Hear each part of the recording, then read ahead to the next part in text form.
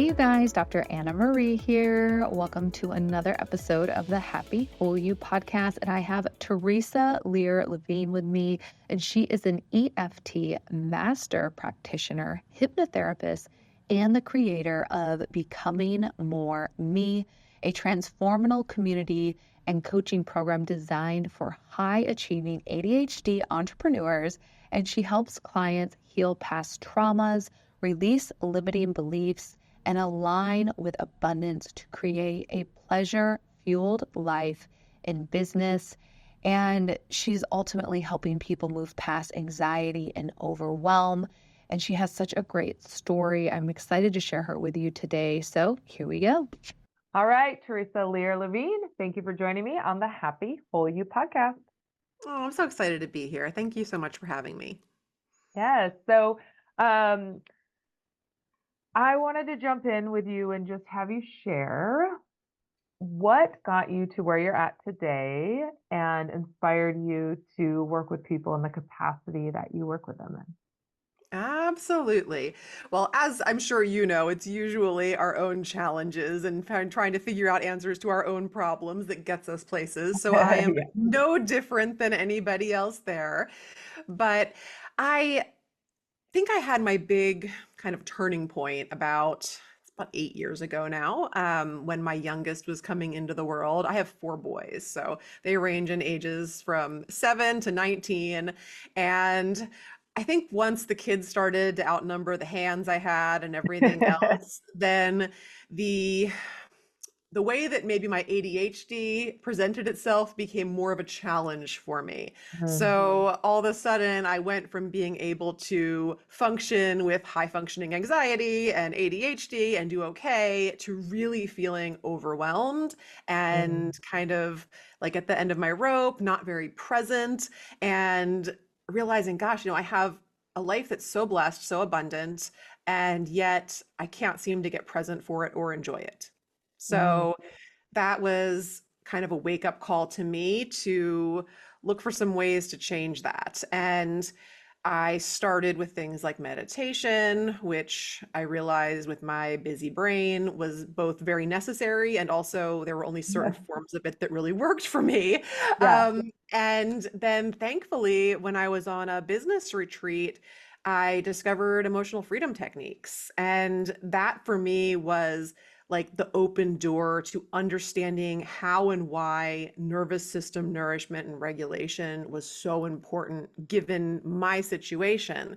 Because I don't know if you've ever heard the term praxis. Are you familiar with that? I'm not.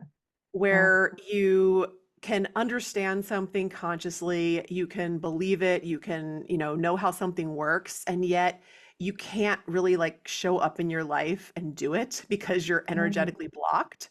So it was through doing nervous system regulation and then understanding and applying the idea that I needed to kind of plant my desires and my goals into the subconscious with repetition, hypnosis, visualization, and other really deep reaching modalities that I was able to get all these ideas to take root. I was able to find greater success in my business. I was able to show up as the parent I wanted to be, show up as the wife I wanted to be, the friend, the sister, the daughter, all those things where I kind of felt like I understood what needed to happen and yet I couldn't make it happen. Yeah, I can relate to that for sure. I'm sure a lot of people can. So what were you doing? So you were working, what type of work were you doing at this time when you were going through all of this? And did you shift from a different type of career to what you're doing now, or how does that look for you in the professional vein? Oh, that's a great question. I love that. So I have always kind of helped and coached in one way or another. When I was raising much smaller children, I was doing a lot more coaching in the space of nutrition and fitness and self-care that was more outward. And Yeah. then as I came up against my own challenges and things, and I started to go deeper and I started to work on more of the belief systems and the subconscious wiring and all sorts of things that were not really being preached in like a meal plan Yeah. or an exercise routine. I was able to see, okay, there's certain people that have been along with me on this journey that would like to continue down this path, but most people were looking for like the quick fix band-aid. So Yeah. it did very much change the type of people I worked with. And I mean, much like we all kind of come into the work that we do and we love, if we're doing work that we love through our challenges, I think we Hmm. also tend to serve those people who, in my case, I feel like I'm always serving that woman that's just like I was, 5 to 10 years ago. Hmm. Yeah. So, and yeah, it's a beautiful journey and my work has changed and deepened, and I'm sure it will continue to do so. I'm Yeah. always, as an ADHD entrepreneur, I love learning. I'm super curious. I've always got my hand in something new. So the work always evolves, and so do I. But I think that's also important because practicing what I coach and preach is very important to me. So I'm always doing the things. I work with an EFT coach, I see a hypnotherapist, I do all the things that I help other people to do with my own coaching. Oh my gosh, I love that. There's so many things about what you just said that I love and I can relate to. I love the fact that you started with nutrition and fitness.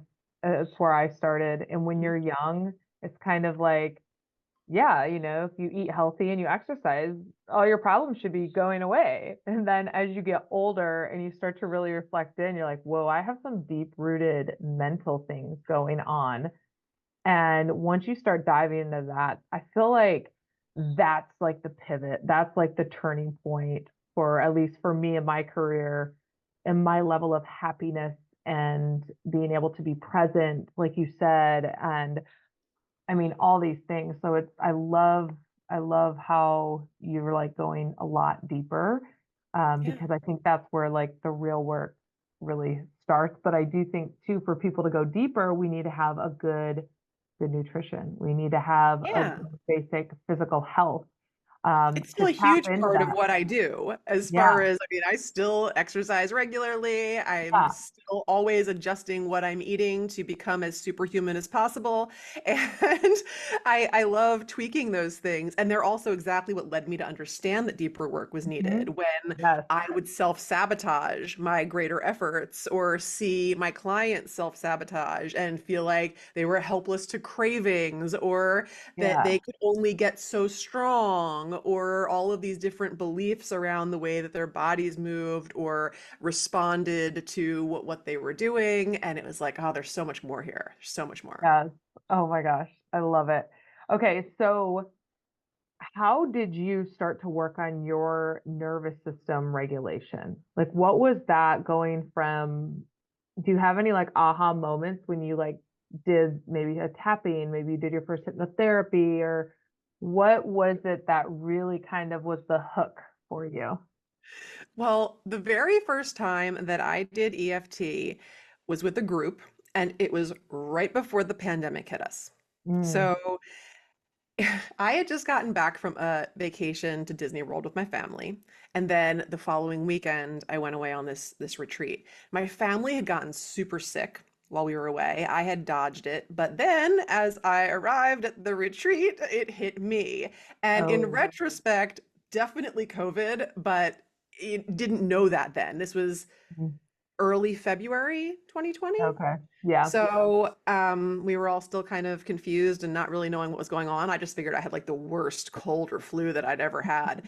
And that is when I'm together with this group of women who I was doing a lot of the fitness and nutrition type coaching with. And they brought in an EFT practitioner to work with us as a group. And we were focused in mainly on anxiety.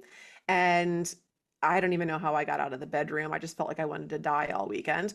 Mm, But I drug myself there and I was like, I'm gonna try this thing. And I had plenty of anxiousness as a mom of four and running a business from home and trying to navigate all these new things and uncertain territory. And also I was super sick. So I'm doing this tapping as a group and noticing A, my anxiety is going way down, and B, I can breathe. Like my sinuses cleared and my throat felt like I had more room to breathe and I had energy that just mm, seemed to have come from nowhere.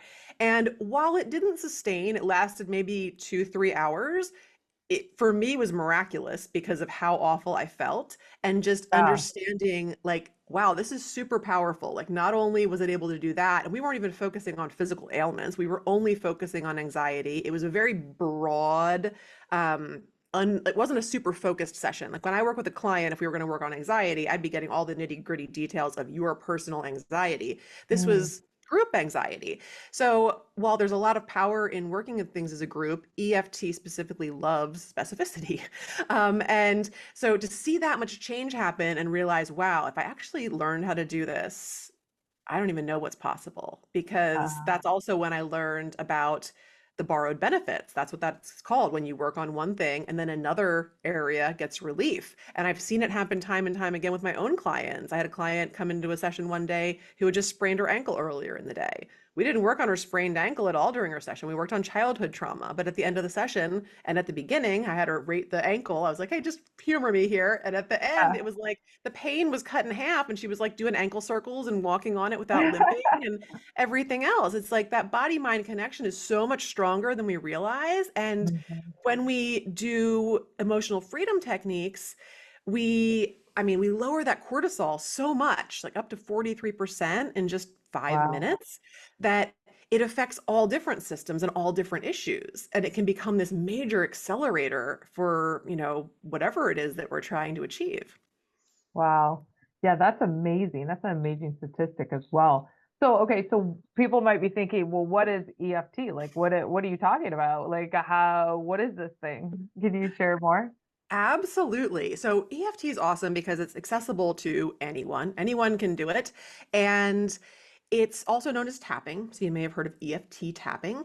Stands for Emotional Freedom Techniques. And what happens with it is that while you're focused in on whatever the issue is, whatever the dis-ease is, you are tapping on these meridian endpoints in your body, the same areas that would be accessed if you went for acupuncture, a deep tissue massage, something of that nature.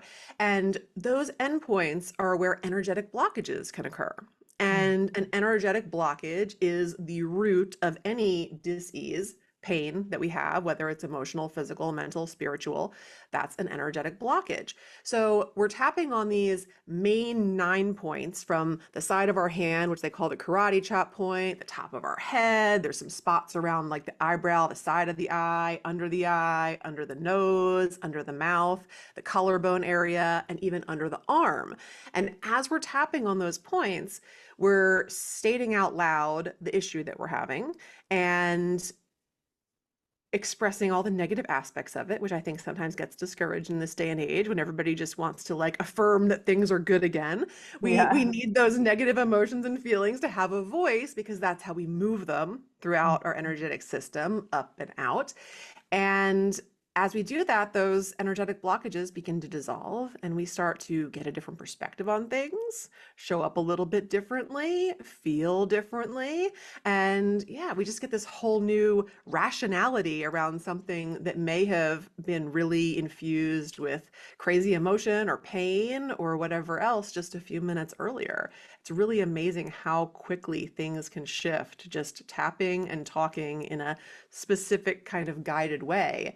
And that's how emotional freedom techniques get performed. And then, like I mentioned before, as a result, what happens is that unlike with talk therapy, where sure you get to also express how you're feeling and everything else, the combination of talking and tapping sends a signal directly to the amygdala.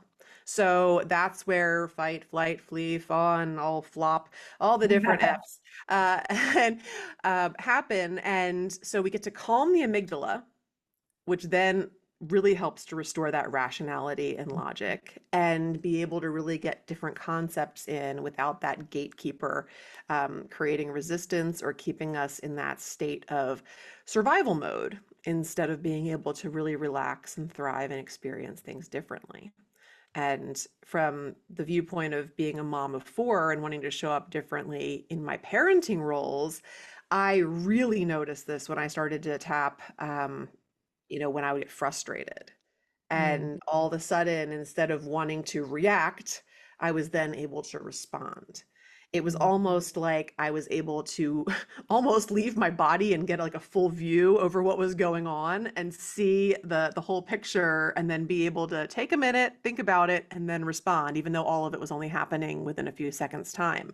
It really gave me a new perspective on things. Oh, wow. Yeah, that's amazing. I always remind clients, when we talk about meridians and chakras, these energy systems in the body, we always talk about how if energy gets stuck, it can weaken tissue over time, which causes Yeah. dis-ease. And I think the best comparison, because as you're talking, tapping is going to those meridian points, a lot Hmm. of them. And the way I visualize it for my brain is like you have to have energy freely flowing through the body. And if you don't, things get jacked up, right? Yeah. And it's like using your cell phone and going into a building where the Wi-Fi energy signal is not very clear and your phone's kind of working, but it's not really working. You're frustrated. You can kind of use it, but it's like it's annoying, right? You're like, I need to go step outside because I need to get a clear signal. The body needs clear signals 24/7 for all those meridian flows. So I love that you talk about that because that energy needs to flow through there. And so Yes. The yeah, chakra system's super important there, like you mentioned yeah. also, because for anything to manifest into physical reality, we've got to be able to move it all the way from, anything is possible, seventh chakra land, down Mhm. into the root, the very beginning of the existence of our nervous system, and where anybody I've ever worked with definitely has some Yeah. energetic blockages. So Yes. there's a lot of things as we drop an idea, a goal, something that we desire in our life from way up there all the way Mhm. down to the root through all the other chakras and things that could also have blockages or things being stored in them that need to be released so that you actually manifest what you started with instead of some really twisted variation of it because you'll probably manifest something. It's just if you're going to take it through all these tangled up Yeah, portals, it's not going to come through as the same pure idea when it right. finally does land than it would if you kind of did this work. Yeah.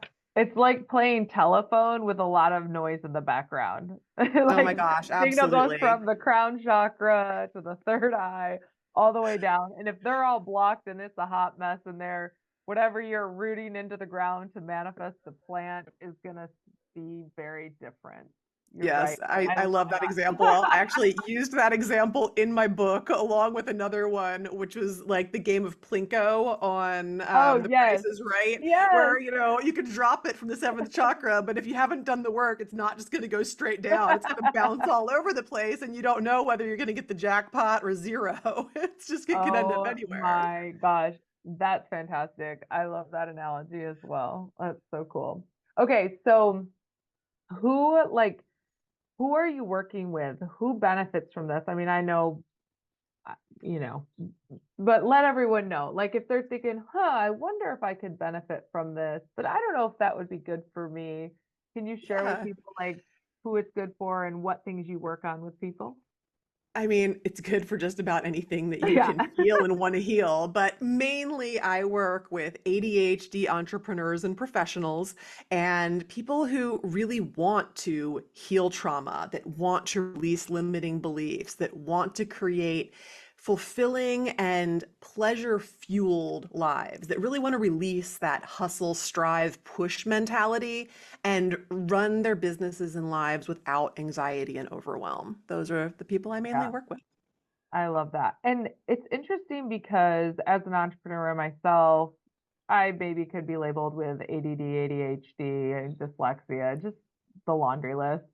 I don't identify with any of them, but they're probably I have tendencies towards. But I find that when I'm working with clients as well, and I'm wondering if you find the same thing, it's almost like they're scared to let that angst go because that's almost like it's like that's their edge, right? Like that's what helps them get to that next level to always be in that heightened state. And I'm speaking from my own experience with myself too. It was Mhm. like the moment I went from anxious, always going, always having to prove, you know, convince, and going from that state to like more of a calm state, more of a creative state, more of a, hey, if you're on board, cool. If not, that's cool too. Like that, I don't have that like push of force in me anymore. And yet I'm making more money than I've ever made. More things are manifesting in my life and coming through. Mhm. And I'm wondering, do you find that like some entrepreneurs and people like myself, they've wanted to hold on to that Well, until yeah, they I can mean, comfortable to let it go? we will always choose a familiar hell over an unfamiliar heaven. Yeah, Like, I love that. we will always choose that. And it's not because we think it's better, but it's because the Right. conditioning is there, and we do not live in Mm, a society that promotes us relaxing into things being easy and allowing pleasure to fuel our success. And yet, I kind of implore anyone who is in that whole hustle, strive, push, edgy, angsty mentality to just ask yourself, like, if that was the way, don't you think you'd already feel so much happier and fulfilled and successful by oh, now? yes. So good. You know, I mean, and that's Yeah. that's the thing. It's we've been conditioned there, and building a life and business that's fueled by pleasure is about reclaiming your power Mhm. from all of that hustle and grind. And that can trigger some reactivity, and it'll often show you what needs the healing. But Mhm. when you're in that reactive, angsty state, you are giving your power away instead of Yep. responding from a place of calm, which a nourished nervous system can cultivate. You create, when you do that, you create more space for that pleasure. You create more space for that aligned success. And I mean, gosh, I thought I was thriving when I was in high functioning anxiety. I thought that was the way to go.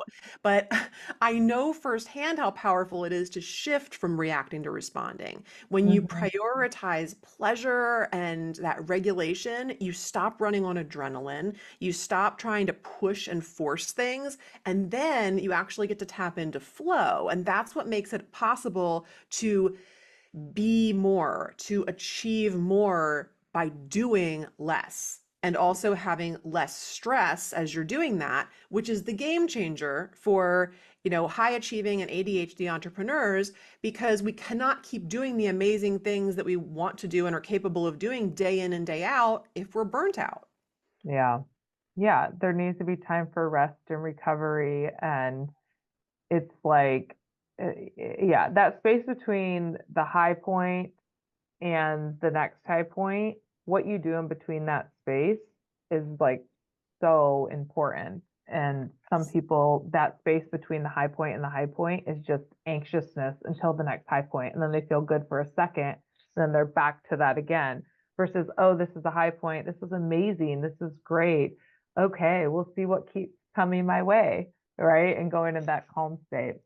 Yeah, Uh, most people are waiting for the other shoe to drop. yes. They're Yes. just like, oh, it Yeah. can't keep being good. But the Yeah. better it gets, the better it gets to be. Yeah. I remember it was probably over 12 years ago. Um, I was working with this company and they would do like you had to push like the last like 90 days of the year and like push and everything was about the 30 days, the 60 day, the 90 day. And I did fine. I was successful, but I remember I was like constantly anxious and it just did not feel right. It felt like I had to force everything in my life. And looking back at that, when I see certain things on social media and people wanting to push, make 10K in a month and push this and push that and I'm like, I like get the EB, like, I'm oh, like you don't like for me like December, the last couple weeks of December, I'm like I'm gonna go on vacation. I don't need to push my business on anyone. Like I know, like it's just such a different space to be in, and Yeah, it feels so good. I don't know if it's the absolutely. 40s or what it is, but Yeah. It also tends to help you attract way better clients because Oh, we yes. we attract Yes. what we are. Right. So when we're in that hustle, scarcity, I'm not enough type energy, then usually the people that we end up surrounding ourselves with, whether they're clients, friends, whatever the case may be, are Yeah. matching that. Yeah. And it's worth leveling up. I love that you said that. It's so true. It's so true. I mean, I have clients that will pay me few $1,000s now versus, and I'm just like, okay, if you want, yep, okay, no big deal. Versus back then I was like trying to get that $50 for a coaching Yep. session, and it felt so hard. It is interesting to be in flow, but I think that, yeah, it goes back to releasing that blocked energy. And so what are those, you talked about those tapping points, but would you be open to doing like maybe just like a minute or so of tapping if anyone listening would like to do one, like a general one, or how do you So do? tapping on a podcast is super boring. Okay. I am more than happy to do that. I actually ended up creating, I have a huge resource, which I call the Okay. private sessions, where I have over 70 different tapping sessions on video where people can Got it. find something that's going to relate. But I mean, I can kind of walk you through the basics if that's helpful, but honestly, I think it would be so much better to just continue a conversation and let, Okay. your audience know that I have a free community where all of these resources, over $15,000 worth of resources are there for you for free. And Okay. you can go take action and do a tapping round that relates to something that you feel challenged by and get that energetic shift because it's one thing to sit here and talk to you about it. It's another thing to actually go do it and be like, whoa, this Yeah. is game changing. So people can, once they learn how to do this, they can do it on their own. They don't have to necessarily work with a practitioner, although that's probably a great idea at first to like work with Absolutely. someone and dial that in. But this is something they can literally tap into Yes, at anybody can anytime. do tapping on their own. But when it comes to trickier things like traumas or Got it. other kind Yeah. of sticky areas where maybe you don't even realize the self-sabotage that's happening or understand the angle that needs to be approached in order to create the healing that you're looking for, I highly recommend getting a little bit of help. But the beautiful thing is, this is a non-traumatizing technique. You're not going to re-traumatize anything and you really can't mess it up. So a lot of people have coined this the try it on anything technique. So you can always try it, and then if for some reason you feel like you get stuck or you need a little bit of extra help, then seek out a professional practitioner to help you. Yeah. And so do you work with people in person and remotely? I do almost all of my work virtually. Oh, okay. Okay. And if Yes. somebody is looking, obviously you guys should, call Teresa. But if someone was like, I want, because some people like are like, I want to do it in person. So if they were looking for a practitioner, what do you say? Like, what are important things to look for in a practitioner like yourself to make sure you're a good fit? Because it's like coaching. It's like it's not a one size fits all. And I think that sometimes we need to like know like what to look for in a practitioner. What do you recommend? Yes. And this is another area where if you join my free community, I have a resource in there called the Better Therapy Checklist, which is a Mhm. whole guidebook to help you understand this. But I do think that it's important to interview whoever it is that you're going to be working with, which unfortunately, if you're going through insurance and things can be difficult. Oftentimes you have to make an appointment first, but that can be considered the way that you're going to interview. And to make sure that the person is going to pay attention to what you want, not what they want, and that you're going to be coached based on your particular, goals and objectives. That's something that I always do when I meet with a client before they even sign up to work with me. I'm going to make sure that what I can do actually is going to serve them before I even offer to work with them, because there's no point otherwise. And then my first session is always about understanding that client's goals and objectives to make sure that whatever future sessions we have are dedicated to working on those things and getting them the results that they came for in the first place. Mm. And then it's just a matter of understanding what tools are in the toolbox of whoever you're choosing and how they can use those to help you with your challenges. I think that's important too, because I mean, therapists might advertise themselves as, talk therapist or a psychologist or an EFT practitioner or whatever the case may be. They might have other tools in their toolbox that they can use. So I know for me, I use integrative eye movement, I use hypnotherapy, I use chakra work, I use law of attraction, I use emotional freedom techniques, and I use practical life coaching and things for executive functioning and things like that too. So there's a lot of things that can get mixed together with therapists and practitioners. So always kind of see what their skill sets are, see what they bring to the table, and how they can leverage it for the things that you're wanting to work on the most. Yeah, I love that. And I love how you combine so many different things. Like I relate to that and it's amazing because it's like never one size fits all.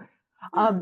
Okay, what if people are wondering, well, how many sessions does it take? Like what should people expect after the first session? And like how do you know like, okay, how many sessions would I need? So it totally depends on what it is that you're working on and what your goal is. I have worked with clients on cravings where we did one 10-minute session and they don't have that craving again. Easy. I have worked with people with past trauma where we needed 6 to 12 sessions in order to get through all of the different aspects of the things that they experienced over decades.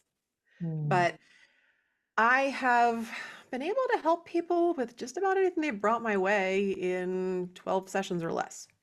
Hmm. So Okay. my main program is based on meeting less than that. Oh So wow. Okay. um, and working on the main goals and objectives during a 90-day period. Okay. And then how long is a session on average? Usually about an hour. Okay. All right. Yeah, Yeah. just Just plenty of trying. time to do hypnotherapy or tapping or whatever else Yeah. comes up.